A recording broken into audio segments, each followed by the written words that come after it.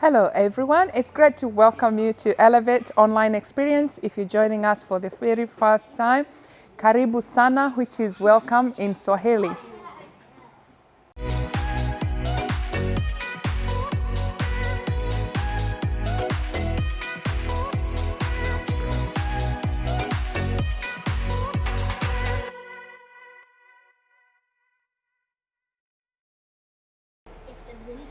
If you have subscribed to our channel, thank you very much. And if you still haven't, please do. And click the notification button for future episodes. I love praise and worship, do you? Let's now welcome Gateway Church and Life Church, who are our partners.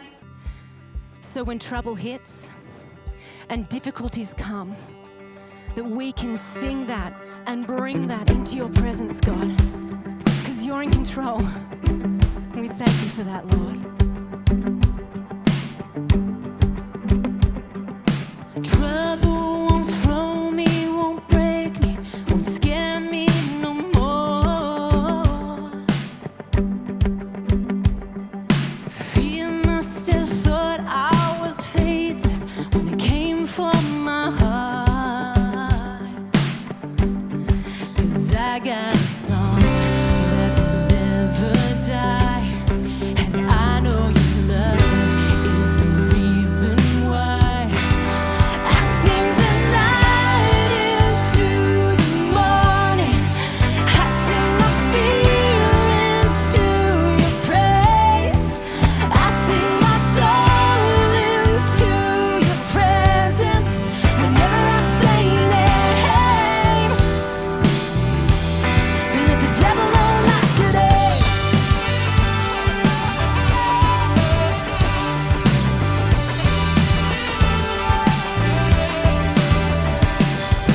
Tell me, did the enemy panic as you took up that cross?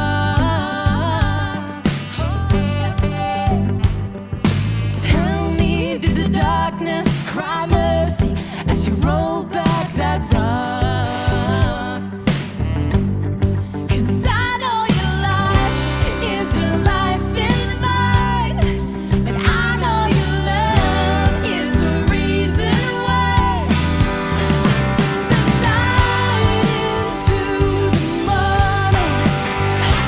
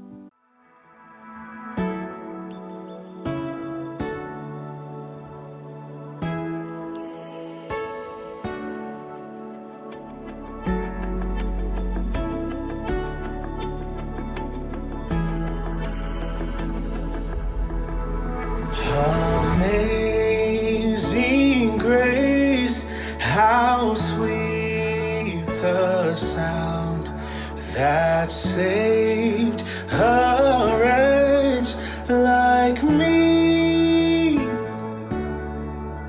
I once was lost, but now I'm found. Was blind, but now I see. Now see.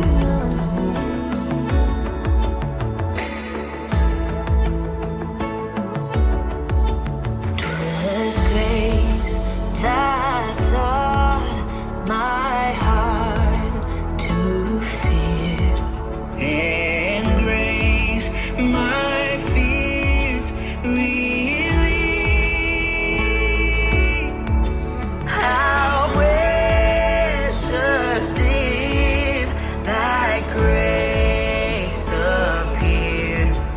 The hour I first believed. Oh, death, where are you? Where is your sting? How sweet the sound of this victory. Oh, church, where are you? Come rise and sing. How sweet the sound of our victory. Oh, death, where are you? Where is your sting? How sweet the sound of this victory. Oh, church, where are you? Come rise and sing. How sweet the sound of our victory. Oh, death, where are you? Where is your sting? How sweet the sound of this victory. Oh, church, where are you? Come rise and sing. How sweet the sound of our victory. Oh, death, where are you? Where is your sting? How sweet the sound of this victory. Oh, church, where are you? Come rise and sing. How sweet the sound of our victory. When we've been there for 10,000 years, bright shining as the sun. Need no less days. To sing God's praise than when we first begun. Oh, death, where are you? Where is your sting? How sweet the sound of this victory. Oh, church, where are you? Come rise and sing. How sweet the sound of our victory. Oh, death, where are you? Where is your sting? How sweet the sound of this victory. Oh, church, where are you? Come rise and sing. How sweet the sound of our victory. Oh, death, where are you? Where is your sting? How sweet the sound of this victory. Oh, church, where are you? Come rise and sing. How sweet the sound of our victory. Oh, death, where are you? Where is your sting? How sweet the sound of this victory. Oh, church, where are you? Come rise and sing. How sweet the sound of our victory.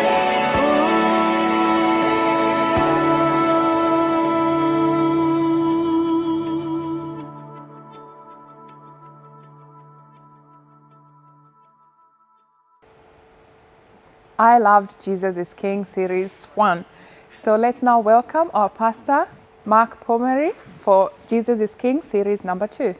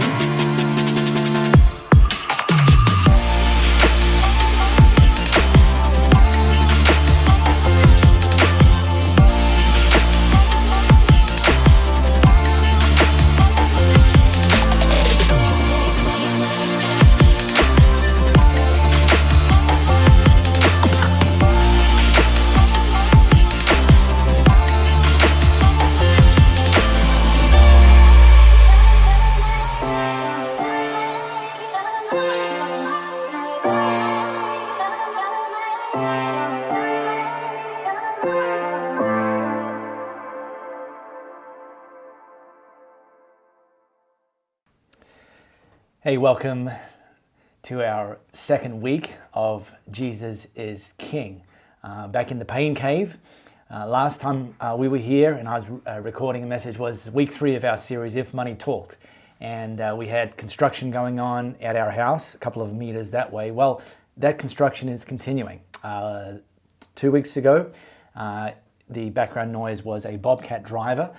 Today, the background sounds are brought to you by a team of carpenters. So you will likely hear buzzsaws, nail guns, and drills. You may also hear some occasional colorful adult language, and I just want you to know that's not my family members. That's also coming from the boys. Hey, I wonder if you've seen this film, 127 Hours, directed by Danny Boyle, the lead character played by James Franco. If you haven't watched it, I need to warn you, public service announcement, if you have a weak stomach, I recommend you probably don't watch it. But the film it's based on the real life story of Aaron Ralston, or at least a slice of Aaron Ralston's story. In 2003, Aaron decided to go hiking in a canyon area in Utah on his own, which, okay, there's that. And whilst he was hiking, at one point a 300 kilogram boulder became dislodged and actually pinned his right hand against the canyon wall. And 300 kilo boulder isn't something you can shift just with your other available hand. And so Aaron was pinned to that boulder wall for 5 days and until he realized that his only chance of survival was for him to actually cut off the part of his arm that was trapped.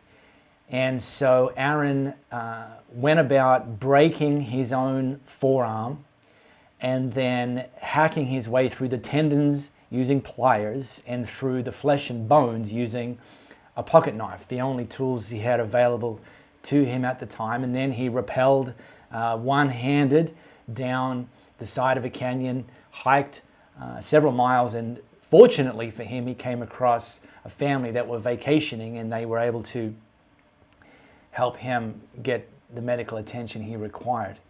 And the film, 127 Hours, is actually based on the book that Aaron Ralston wrote, the account of this episode. The book is called Between a Rock and a Hard Place. And the reason I share that with you is it's actually a picture of how some people actually find themselves stuck in a particular circumstance or stuck in a particular season, stuck between a rock and a hard place, sometimes because of what's happened to them, what others have done to them, what others have said to them. Sometimes it's by what they've done for themselves, become their own worst enemy. Whatever it is, when you're trapped or when you're stuck, that actually can start to inform the narrative in your head. And the thing about the narrative is, as it plays out over and over and over again, this narrative easily becomes your new truth, easily can become your new reality. In fact, easily can start to inform your identity. When we're trapped, when we experience circumstances that weren't what we expected, and worse than we expected, weren't what we planned, weren't how we set out to see things happen, and certainly weren't the sort of outcomes or the certain points in our lives that we anticipated, there's a pattern that we can easily default readily into, super common, and it goes something like this: understand, control, fix. And maybe some of you can relate to that. So let me break that down. Let's start with understand. When we get into this situation, and by the way, Steve Hall covered some of this last week, and if you didn't join that message, go back, watch that. Fantastic, super encouraging message. Hammers, that's hammers, people. When we face circumstances or feel ourselves trapped by circumstances, the first question we can typically ask and tend to typically ask is why? Why did this happen to me? Why did I lose my job? even though I was working hard every day, doing what my boss asked of me? Why did my marriage break down, even though I brought my best, at least I think I did? Why did one of my kids start making unwise choices when my others didn't, and yet I tried to love them the same? And look, the why question, it's not an evil question, and actually it's not necessarily even a bad question. And thankfully, by the way, sometimes we can find the answer to that why question. We can actually just kind of replay the recent history, or maybe slightly more than recent history, and sometimes we find out the answer to the why. However, sometimes we don't. And when we don't find the answer to the why, that's when we get trapped. That's when we start saying it's not fair, it's taking too long, how did I find myself back here again? I don't deserve this. And as Steve covered off last week, and I want to echo the very same thought today because it's primary, it's crucial, that when we are trapped, when we are in a set of circumstances or a circumstance that's not what we'd hoped for, the better question than why is the question who. Who understands? Even when I don't understand, who understands? Who can help me? Who can bring me hope? Who can lead me into a better set of circumstances? Who speaks a better word over my life than the narrative that's rolling around in my head right now? And look, friends, the best answer I've found is Jesus. And that's why we're declaring Jesus is King. This isn't a new thought. It's not like Mark Pomeroy is the first person to figure out Jesus is King. It's not that Kanye is the first person to figure out that Jesus is King. In fact, I want to take you back to a moment in history not long after Jesus himself walked the earth. So if you've got your Bible app, grab that second device, stop scrolling Instagram, tap the Bible app, and I want to drop us into a letter that Paul wrote to a church in Colossae. Now, again, Steve teed off our series last week in this same slice, in the same letter from Paul. So we're really working through that and drilling deep into the ideas that Paul put out there, that Jesus is King, and what that means for us in our everyday life, what it meant to the church in Colossae then, and what it means today for followers of Jesus in real life when we declare Jesus is King. So I want to drop us into chapter 2 and read Paul's writing, starting in verse 9. Paul declared everything of God gets expressed in Jesus, so you can see him and hear him clearly. And again, this was a thought that Steve drilled into last week, that if you've seen Jesus, or in our case, it's reading the eyewitness accounts of Jesus, then you've seen God. If you want to know what God's like, study what Jesus is like. Get to know what Jesus is like, and then you'll know what God's like. And Paul went on to say, you don't need a telescope, a microscope, or a horoscope to realize the fullness of Christ and the emptiness of the universe without him. When you come to him, now, by the way, this is also an if you come to him. So these truths apply to people who've decided to follow Jesus, and if you haven't yet made that decision, then can I encourage you to consider making that decision, to come to Jesus, to say, Jesus, I want you to be my King, the King of my life. When you do, when you come to him, that fullness of Jesus comes together for you as well. You too. His power extends over everything. Let me start with that first idea. When you come to him, that fullness comes together for you too. When you feel trapped, it's easy to forget this narrative. When you feel trapped, it's easy to feel like you're not enough, or there's not enough, or there's no hope, or there's no solution here. And you're not always thinking about the fullness of Jesus living in you. Sometimes you're thinking that I'm not worth anything. Well, let me show you something. This here This is called cash. Now, for those of you under 30, let me explain. Cash, it's like Bitcoin, except you can touch it. Okay, so this is cash, and here in Aussie, we make our cash with plastic, easy to clean. Did somebody say COVID? And no, I don't mean launder. This is $50. Now, let me just pretend I could reach through the screen now, and I could drop this in your lap. Would you want it? If I said, here's 50 Aussie dollars, would you want it? Well, I'm gonna assume the answer is yes. Well, let me show you this. What if I beat this up and crumpled it up and was still able to offer it to you through the screen? Would you still want it? Even though it's all wrinkled and dinged? Well, probably, because its value hasn't changed. What if I was to drop it on the ground and stomp all over it and then pick it up and it's dirty and it's beaten and then I could offer it to you through the screen? Would you still want it? Well, again, I'm going to assume you're a rational individual. And your answer would be yes, because you understand that despite it being battered and dinged and trodden on, that's Siri, everybody. That wasn't the Carpenters. I'm not sure I understand. Quiet, please. It's still worth $50. I'm not sure I understand.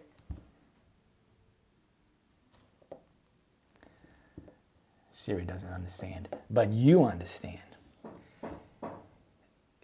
From Jesus' point of view, when you come to him, from the day that you declare that he is king of your life, that fullness lives in you, and no circumstance, nothing that someone else can do to you, nothing that someone else can say to you, nothing that you can do to yourself will actually change the value that he sees in you. It won't change your worth. And so rather than asking the question why, let's look to the person who understands, who sees us for who he created us to be. And let's have that inform the narrative and become our identity. Well, then there's control. Understand, control. And this has been a big area for me. See, I used to be a control freak. I'm not anymore. I'm a recovering control freak, but I used to be a control freak. And look, don't get all Judge Judy on me, because I know some of you are control freaks. And by the way, I would ask you to identify yourself in the comments, but I know you're not going to, because you don't like being told what to do.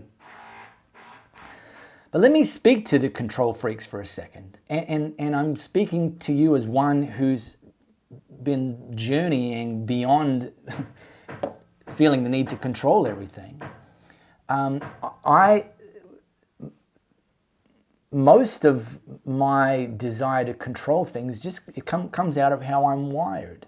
Not everything, by the way. Some of the control came out of insecurities, but some of it is generated by how I'm wired. I'm incredibly analytical. When I see a puzzle, when I see something that's broken, when I see something that's not working the way it should, I start to break it down, just instinctively start to break it down. Why? How come it's not working? What are the moving parts here? What's caused this? And not only am I highly analytical, I'm highly pragmatic. I'm looking at, okay, well, I don't just want to break down how come something's not working. I want to start to set up how can it be fixed? How can it be transformed? How can it be pieced together in such a way that it can actually be effective moving forward? And then I'm incredibly activistic. I just say, let's go. Once I've done the analysis, once I've got this kind of pragmatic plan in place, it's let's go. I don't need other people to motivate me. I'm very intrinsically motivated. And the chances are, for many of you control freaks, that you're wired very similarly. And here's the deal. It's a great strength to be analytical, to be pragmatic, to be activistic, and you can take that into your workplace, you can take that into your marriage, you can take that into your parenting, you can take that into your leadership and influence and your contribution to your church. It's a great strength, but as with any great strength, when you take it too far, it's no longer a strength. It now becomes your kryptonite. It's a great strength until it isn't. And one of the things that I discovered, and if you haven't discovered this yet, you will, is that there's some things that you'll say, I got this. And you possibly will. And there'll be other things that you say boldly, having broken it down and pieced it together in your head and decided to get busy, and say, I got this. And you'll soon discover that no, you don't, because your power isn't all powerful, which is exactly what Paul went on to write in this letter. Jesus' power extends over everything. My power doesn't, your power doesn't, Jesus' power does. And that's another reason why we boldly declare Jesus is King. Understand, control. Well, your and my power doesn't extend over everything. And this third thing then is fix.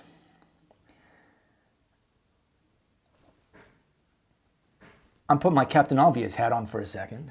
If you can't understand everything, and if you can't control everything, then it's absolutely kind of redundant, but I'm going to say it anyway, to remind us that you can't and I can't fix everything.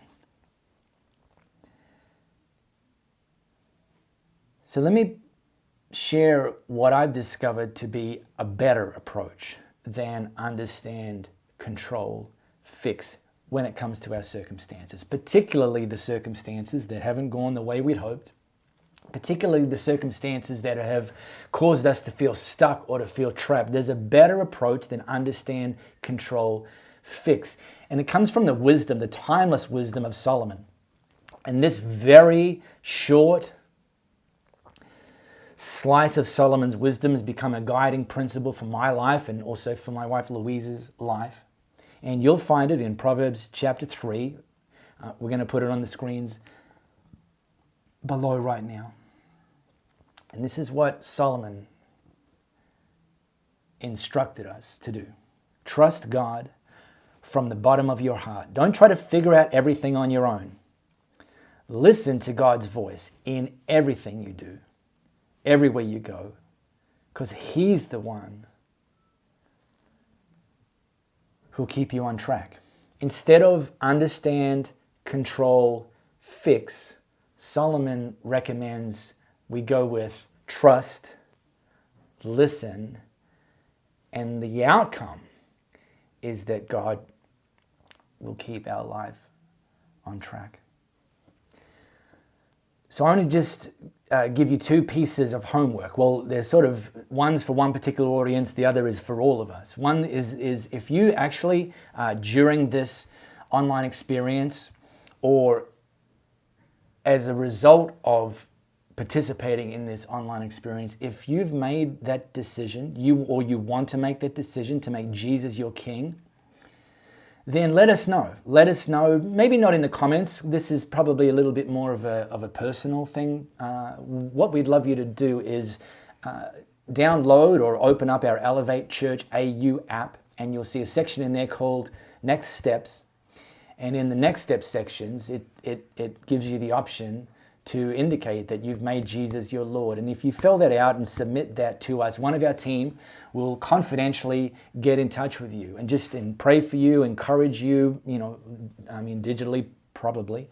But we'd love to connect with you. If you've made that decision for the first time to make Jesus your King, let us know. And then the second piece of homework, the next step that I want us all to take, is also in our Elevate Church AU app. We're creating what we call Elevate Group Notes. You'll see them just on the landing page. You'll see a tile there called Elevate Group Notes, and go in there. And each week of this series, Jesus is King, we're loading up notes, and you can use them. I mean, we do have Elevate groups here. You can actually form any sort of watch parties or Elevate group notes in your part of the world. Or if not, these are still designed that they can be done by yourself. It's sort of like a Bible study kind of deal. You can get together, with your family or maybe with a friend at a coffee shop, if you're allowed to do that at the moment. But use them to drill down, and not just to kind of know more stuff, because the test isn't our knowledge, but they're designed to be to be geared towards how do we apply what we're learning into our everyday lives. So next week, I'll be teaching week 3 of this series, Jesus is King. So I'd certainly love to have you join us for that. As our team have already said, be sure to subscribe and hit that notification bell. That'll remind you that we're up. And look, we say this most weeks as well. I think the most important thing you can do is to share this with people in your sphere of influence. Let them know, hey, I think you'd love this. I think you'd benefit from this. Share from Facebook, share from YouTube. And let's together reach more people and build more people. Jesus loves us to give, and I now invite you to give so that we could reach the world, and the ways to give are down below here on the screen. Thank you very much for joining us. We hope you are blessed as I was blessed, and go spread the love as Jesus wants us to do.